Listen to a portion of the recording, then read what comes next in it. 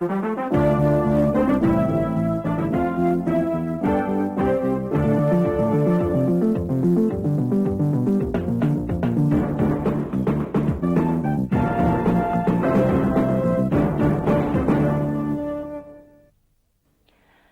to Talk Back. Today we have as our guest Professor Jeffrey Sachs of Harvard University. Professor Sachs has been extensively involved in policy advice to developing countries. He has been closely following the reform process in India.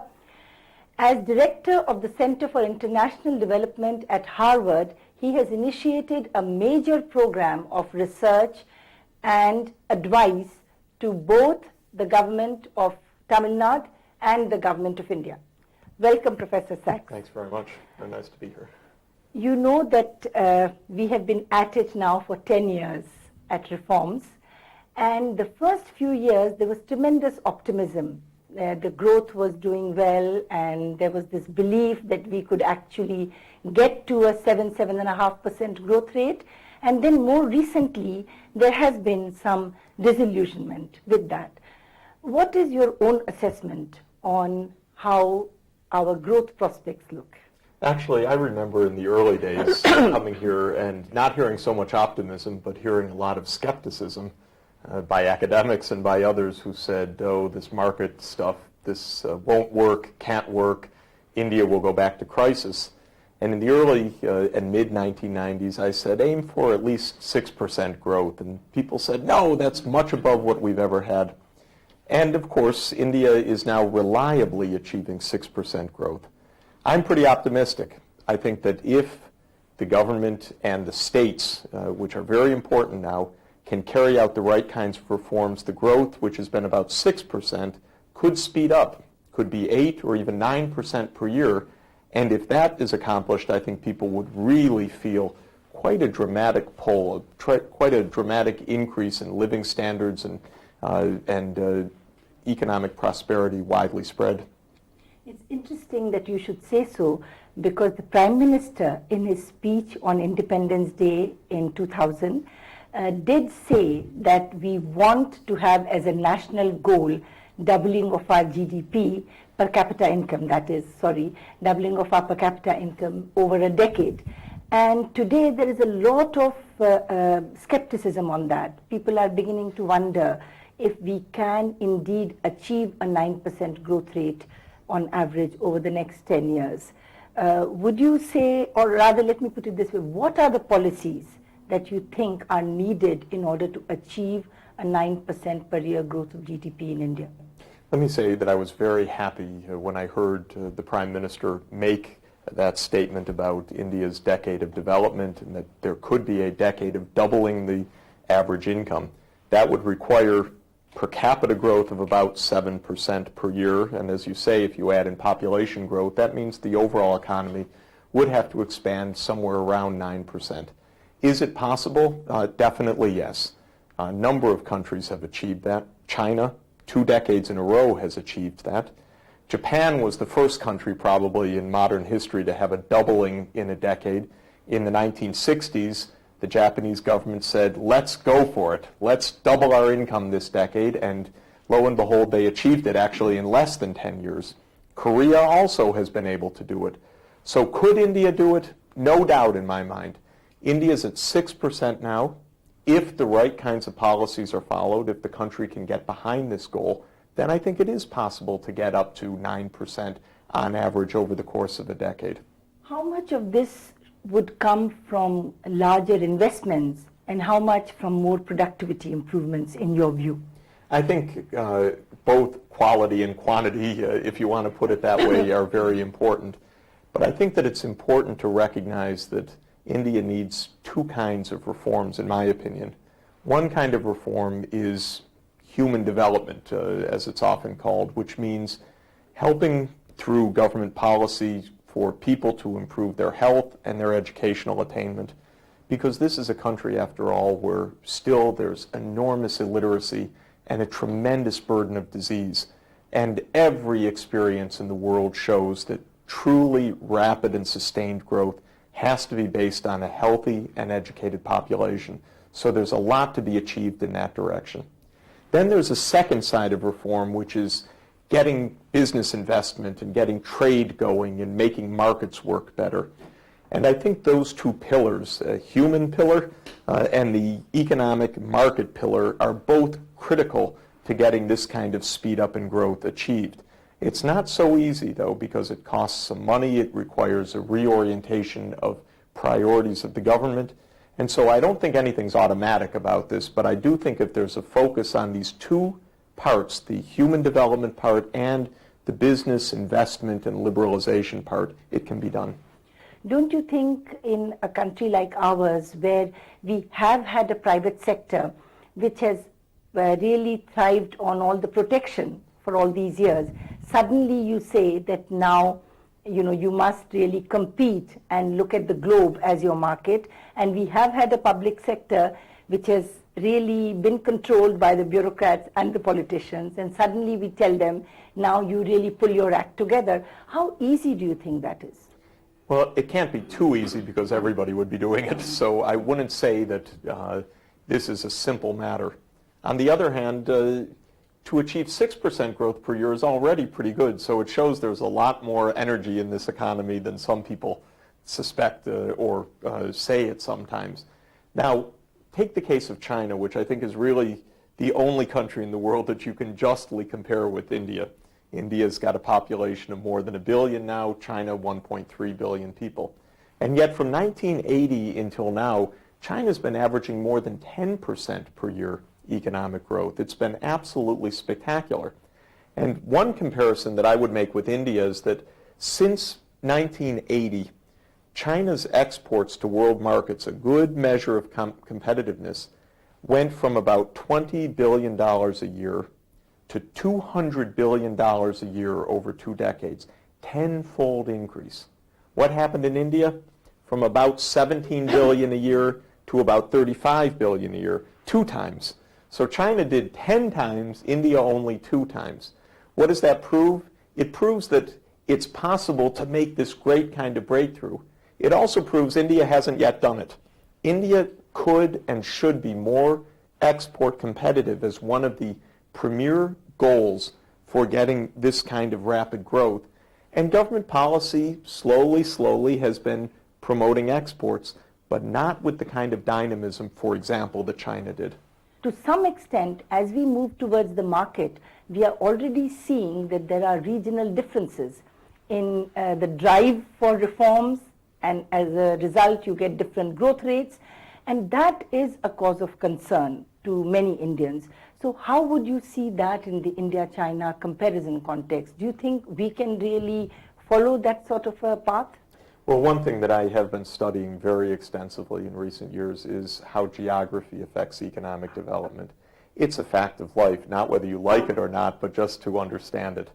And one of the key points about economic development is that it takes place on coasts more than it does in the far interior of a continent.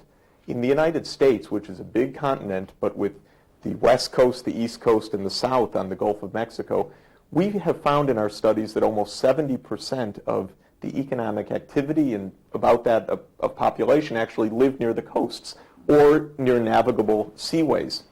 What does this mean for India? What does it mean for China?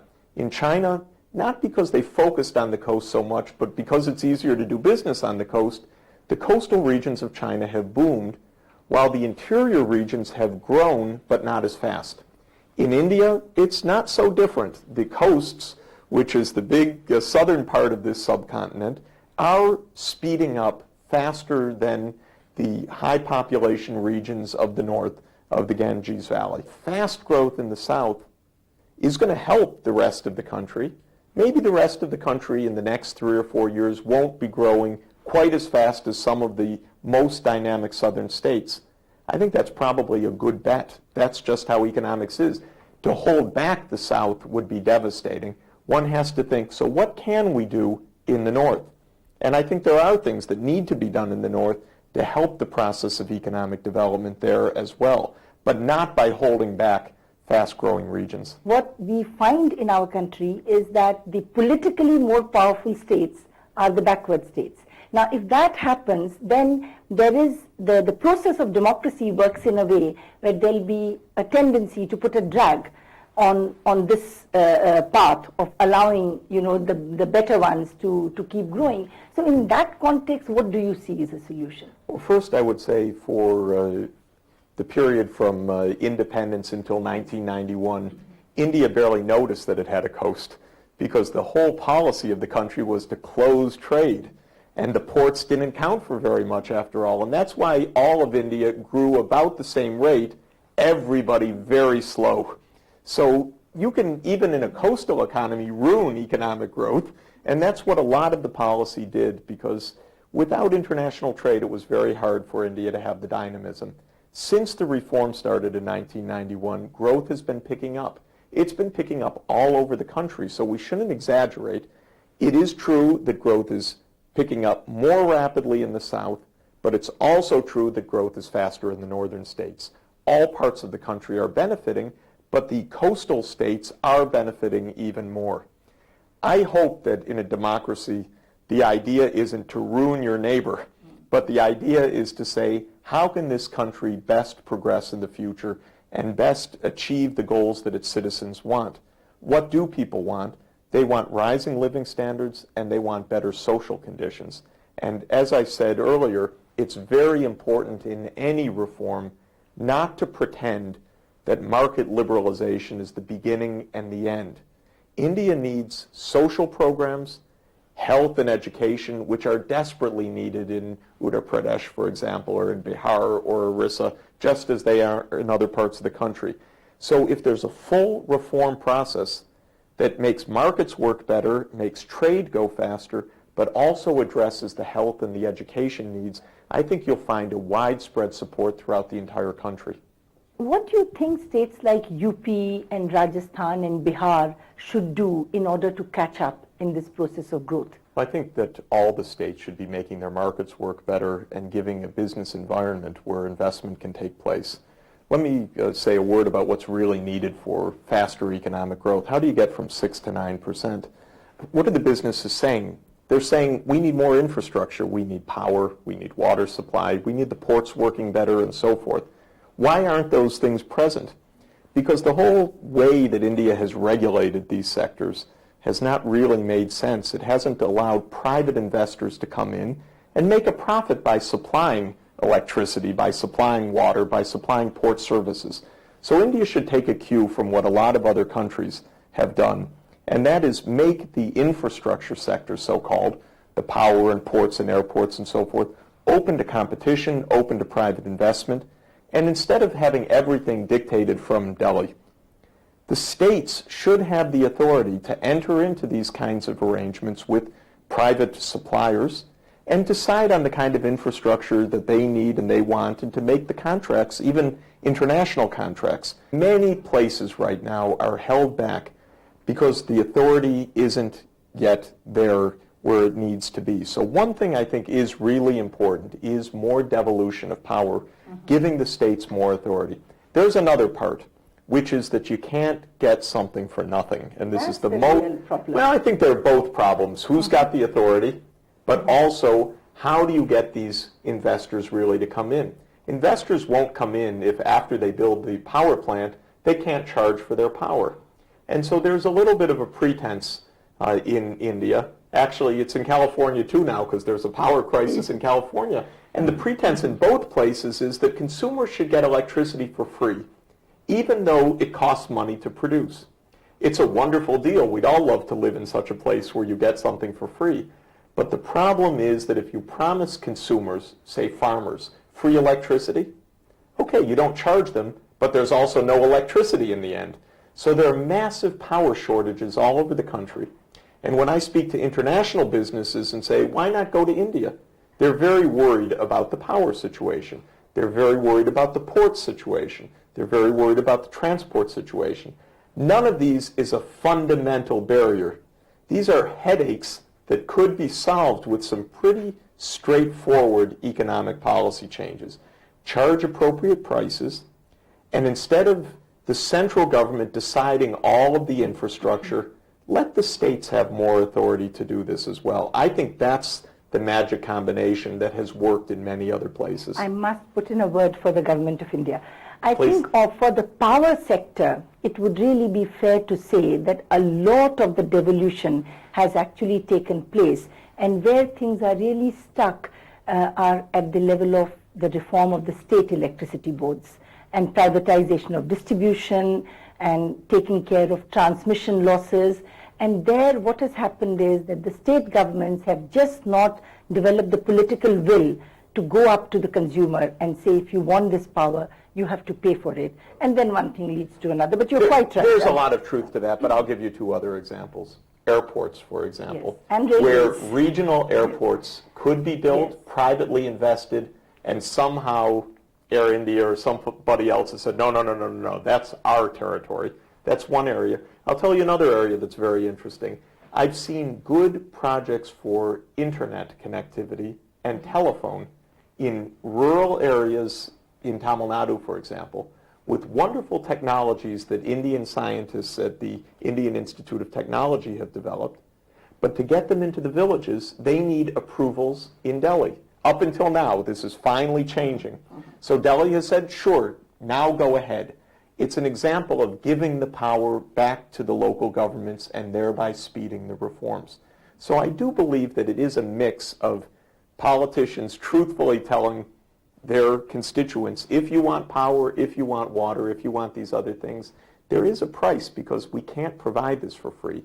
But also empowering local politicians to say, yes, we hear the demand and we can make the arrangements without trying to run this extremely complex and enormous country from the center. Things are changing in both areas, but if you want to go from 6% growth to 9% growth, my main message is change faster.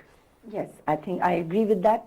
But as you know, right now, our country has been struck by this natural calamity, the earthquake of Gujarat, and that has also really created a certain setback.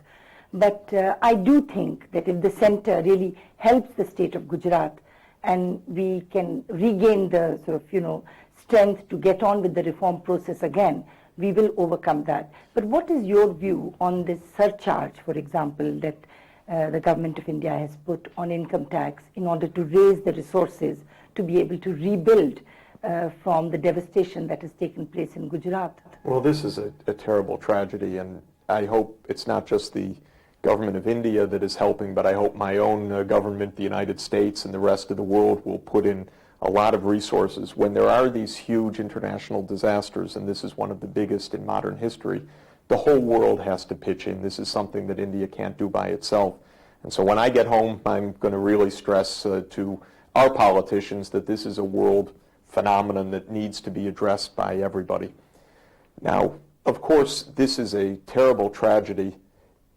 It is not a barrier to the long-term development of India. It is a tragedy that requires rebuilding and it requires this kind of effort. But by itself, it is not the kind of calamity that would stop the long-term development of the country.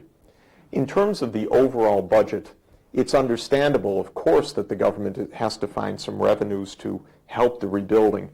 It's also true that in the broader sense, the whole budget process is a little bit of a mess right now because the budget deficit has remained very large in India for this whole reform decade. And what that means is the government has been borrowing year in and year out to pay its bills. And what that means is that the stock of debt, the total amount of debt that the government owes, has been growing. And what that means is that every year more and more taxes have to be used simply to pay the interest on the government debt. This is probably the biggest weakness of all right now. If this budget deficit continues, it's not that it's a calamity all of a sudden, but it is like a rot in the system that prevents the government from doing the things that it urgently needs to do. For example, I say, spend more money on education and health. And then the government comes back and says, yes, but we have to spend it on interest payments on the debt, which is a terrible problem. So the deficit really has to be reduced sharply so that this burden of debt stops growing, so that the government can save some of its precious tax revenues to use on things that are really urgent, like health and education. And getting that deficit under control is essential.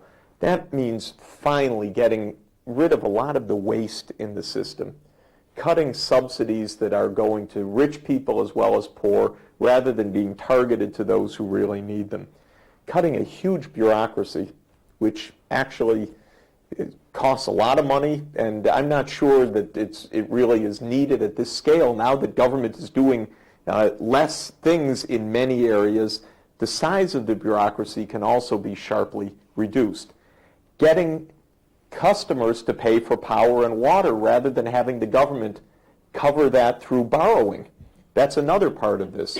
So the first thing that, of course, I hope that this new budget does is make a major change of direction, finally. But don't you think that by merely increasing the level of health spending, we are not going to take care of the health problem in India? Because the state of the public health system, the state of the primary health centers is so poor, the delivery mechanisms are really lacking. In that context, why is it when you acknowledge the fact that the fiscal deficit is very high, yet you keep talking about the need to spend more on health? The sad fact is that India is one of the lowest spenders on basic health in the world from the government. The government's spending less than 1% of the national income on health, when the average or representative developing country spends about 3% or 3.5% of national income on health. Many countries spend 4 or 5%. If the health situation were good in India, then I would say, fine, you're getting good results for little money. But the health situation is not good in India. Infant mortality, death of young children, is extraordinarily high still. It's improved, but there's still more than 70 children for every 1,000 that are born don't live to the age of 1. This is a tragedy. We're seeing that the AIDS epidemic is spreading in India. And I've seen, and you've seen, the consequences in Africa, for example, where the epidemic was allowed to spread for 10 years, and then all of a sudden you find millions of people dying. We don't want that situation to happen in India. That has to be headed off. We've seen a resurgence of malaria, a disease that used to be under more control than it is right now. So there are urgent needs here. And when I toured the primary health centers of many of the states, even the southern states of India, which are relatively better off in this regard, you'd find that doctors aren't present, the doors are shut, the drugs aren't present, and so forth, a real breakdown of the system. Or you go to a primary health center and there's not a telephone, much less an internet connection or other things that you would need for modern health services.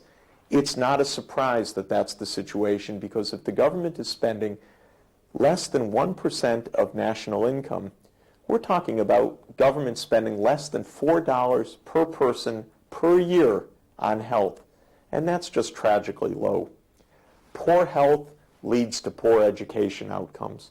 Poor education outcomes leads to poor productivity, poor economic growth, and poor people. So I don't think there is an escape from this. You simply have to make the health systems work better, and there's no way to do it at $4 per person per year. But then let me get back to macroeconomics. You yourself mentioned that we really have not addressed the problem of reducing our fiscal deficit. So at the margin, if we see that the government is really not willing or able to cut the subsidies, then would you accept a higher fiscal deficit and have them spend more on health? Or what would you recommend in that sort of a context? I would recommend that health and education should be guaranteed so that it's possible to be sure that a child born in India today can grow up to be healthy and productive for the future. Without investing in today's children, there is no future for any country. So I would say that is first and sacrosanct. Now I would say, what's the difference of keeping a child alive or having a wasteful subsidy on power that everybody steals the power and nobody pays for it? How would you balance those? I'd say cut those wasteful subsidies. Consumers of power all over the world should pay for it to guarantee that they have power. If you did that, you'd reduce the deficit, you'd give the government more revenue, and then it could make sure that the doctor is really in the clinic. It could make sure that the teacher is really in the school. And that's going to have such a bigger payoff than pretending that people can have electricity for nothing. So I really do believe that the wasteful subsidies should be cut, that the bureaucracy should be cut sharply, and I would make a rule. Anything that private investors can do, whether it's building an airport or building a port or building a major road, let them do it, because the government needs its scarce money to make sure that the clinics work and that the schools work. So my first rule is cut everything that isn't needed, cut absolutely every kind of investment that the private sector can provide, so that the government can do what it must do, because no private investor is going to make clinics for the poor, no private investor is going to make schools for the poor. Only the government can do that. Let the private investors do what they can do. And I think we would find a lot of saving and a lot of room if this waste could be eliminated and if government could refocus on this urgent health agenda. And I think the people would really like that. People say, well, that's tough politics. But what could be tougher politics than having families whose children are dying because there's no doctor present? I can't imagine anything tougher than that. So what you're really saying is that if you can't reduce the role of government, at least drastically change the role of government and refocus the government's energies on health and education. And if you do that, and if you do market-oriented reforms, there's a good chance that you may actually double the average income of an Indian. Well, I wish I could have said it as beautifully as you did, because that's exactly it. It's not to reduce government, it's to get government to do the things that it has to do and do it right. So let the government focus on what only it can do. That's right. If it had enough money to do everything, well, by all means, but we know how strapped for cash it is. So make it focus on the health and education agenda. Thank you, Professor Sachs. Thank you very much. We will be back on Talkback, same time, same day next week. Goodbye.